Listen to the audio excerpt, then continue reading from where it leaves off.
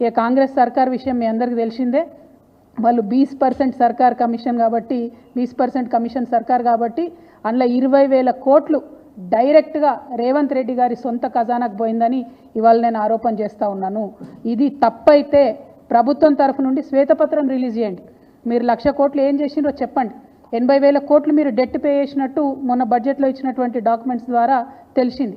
కానీ ఇంకా ఎందుకు అప్పు తెస్తున్నారు? తెస్తుంటే దానికి ప్రణాళిక ఎక్కడ ఉంది? ఏం ప్రాజెక్టు కట్టిండ్రు? ఇవాళ నేను కాదు, గ్రామాలలో ఉన్నటువంటి ప్రజలు బాధపడుతున్నారు. పల్లె ప్రగతి మొత్తం పడకేసింది. కనీసం మోరీలు క్లీన్ చేసేటటువంటి పరిస్థితి లేదు, ఈ జీతాలు ఇచ్చేటటువంటి పరిస్థితి లేదు. మరి ఎందుకు ఇన్ని వేల కోట్లు అప్పు తెస్తున్నారు? ఎందుకు రాష్ట్ర భవిష్యత్తును ఇబ్బంది పెట్టేటటువంటి పరిస్థితి క్రియేట్ చేస్తున్నారని నేను ముఖ్యమంత్రి గారిని డిమాండ్ చేస్తూ ఉన్నాను.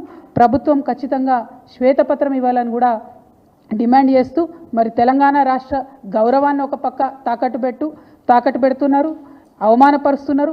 ఇంకొక పక్క తెలంగాణ బిడ్డల భవిష్యత్తును కూడా నేషనల్ స్టాక్ ఎక్స్చేంజ్లో మీరు తాకట్టు పెడుతున్నారు. దీన్ని మేము తీవ్రంగా ఖండిస్తున్నాం.